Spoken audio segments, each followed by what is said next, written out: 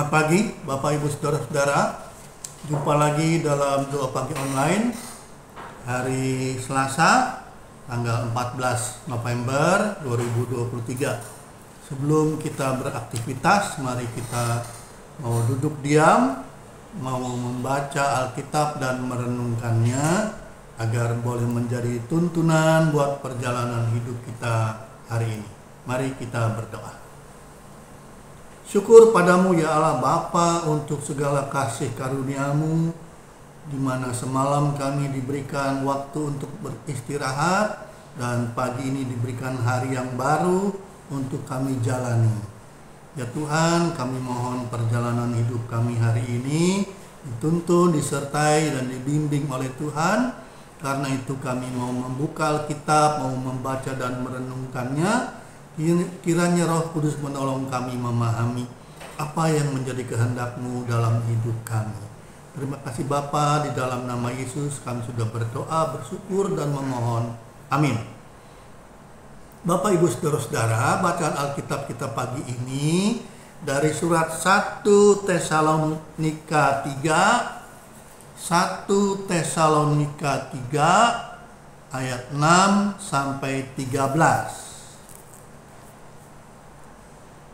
Tetapi sekarang setelah Timotius datang kembali dari kamu dan membawa kabar yang menggembirakan tentang imanmu dan kasihmu, dan bahwa kamu selalu menaruh kenang-kenangan yang baik akan kami dan ingin untuk berjumpa dengan kami, seperti kami juga ingin berjumpa dengan kamu.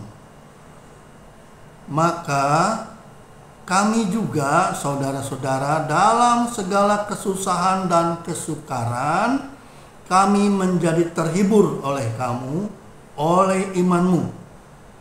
Sekarang kami hidup kembali, asal saja kamu teguh berdiri di dalam Tuhan. Sebab ucapan syukur apakah yang dapat kami persembahkan kepada Allah atas segala sukacita yang kami peroleh karena kamu di hadapan Allah kita? Siang malam kami berdoa dengan sungguh-sungguh supaya kita bertemu, maka dengan muka dan menambahkan apa yang masih kurang pada imanmu. Kiranya Dia, Allah dan Bapa kita, Yesus, Tuhan kita, membukakan bagi kami jalan kepadamu. Kiranya Tuhan menjadikan kamu bertambah-tambah dan berkelimpahan dalam kasih seorang terhadap yang lain dan terhadap semua orang, sama seperti kami juga mengasihi kamu. Kiranya Dia menguatkan hatimu supaya tak bercacat dan kudus di hadapan Allah dan Bapa kita pada waktu kedatangan Yesus Tuhan kita dengan semua orang kudusnya. Demikian bacaan Alkitab kita pagi ini, dan tema kita adalah tak bercacat di hadapan Allah. Saudara-saudara, tema kita tentang hidup tak bercacat di mata Allah itu adalah hal yang menyangkut hidup kudus. Saudara-saudara, salah satu tanggung jawab yang sangat berat dalam hidup kekristenan kita adalah hidup dalam kekudusan. Topik atau tema tentang kekudusan, kita akui adalah tema atau topik yang paling tidak disukai dan sering dihindari oleh banyak orang Kristen. Sebaliknya, orang lebih berminat, lebih tertarik pada khotbah-khotbah atau pengajaran yang bertemakan penghiburan, yang bertemakan mujizat, kesembuhan, berkat, dan lain-lainnya yang menarik. tentang kekudusan orang seringkali tidak ingin mendengarnya. Padahal hidup kudus itu adalah kehendak Tuhan yang harusnya ditaati. Kekudusan adalah standar hidup yang Tuhan tetapkan bagi kita orang percaya. Artinya, Tuhan memanggil setiap kita untuk hidup sesuai dengan standarnya, level hidup yang naik ke arah Kristus, yaitu hidup sebagaimana Kristus hidup. Bapak, Ibu, saudara-saudara yang Tuhan kasihi, hidup memang adalah penuh dengan berbagai pilihan.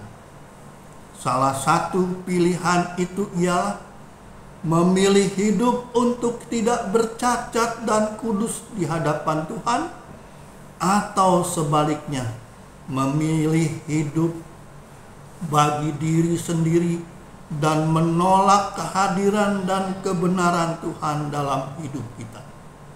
Hidup tak bercacat dan kudus bukan berarti hidup tanpa dosa, melainkan sebuah sikap yang terus bersedia melakukan proses pembaharuan hidup agar setia dan taat kepada Tuhan di dalam segala pergumulan yang dihadapi.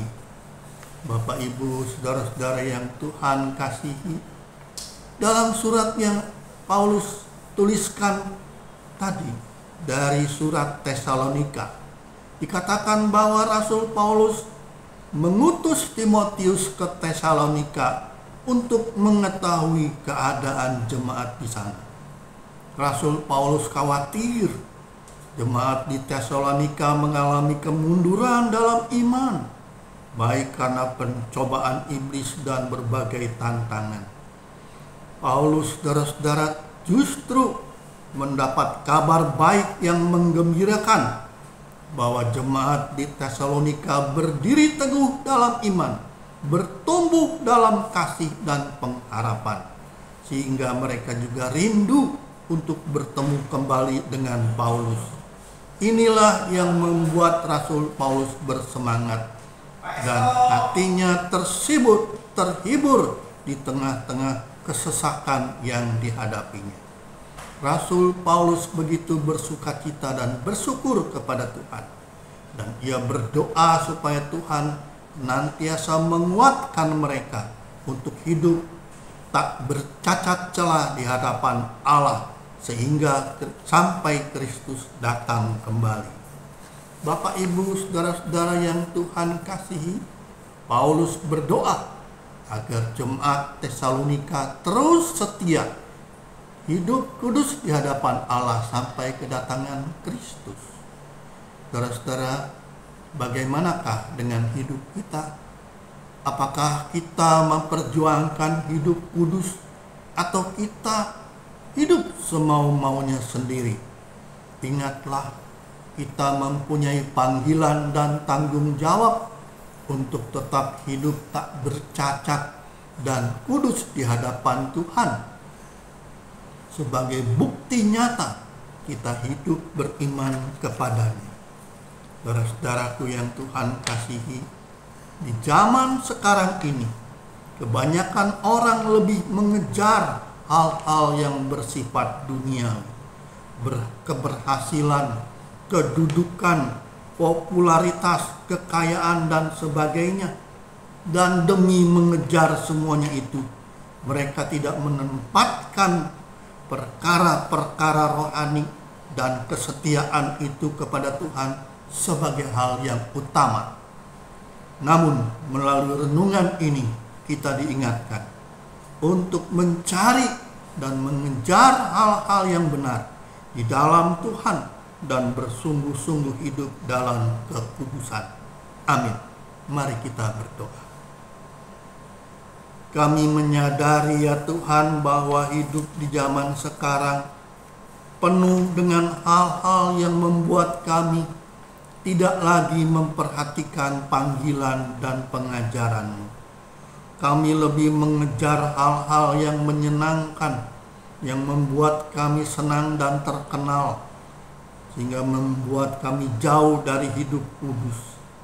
Firman-Mu pagi ini mengajar kami supaya kami hidup tak bercacat celah di hadapan-Mu sampai Tuhan Yesus datang kembali. Untuk itu, mampukan kami ya Tuhan oleh kekuatan-Mu, untuk kami bisa menjaga hidup kudus dan tak bercela di hadapan-Mu. Sertai dan lengkapi kami terus dengan karunia-Mu, supaya ketika Engkau datang kembali ya Kristus, Engkau mendapati kami setia dan memberlakukan kehidupan tak bercacat celah di hadapan-Mu. Kami mau menyerahkan perjalanan hidup kami hari ini, besok, dan seterusnya dalam tangan kasih kuasa-Mu yang menjaga dan memberkati kami. Amin. Bagi Bapak Ibu yang memiliki pergumulan khusus dan ingin didoakan, bisa menghubungi rekan-rekan pendeta di nomor berikut.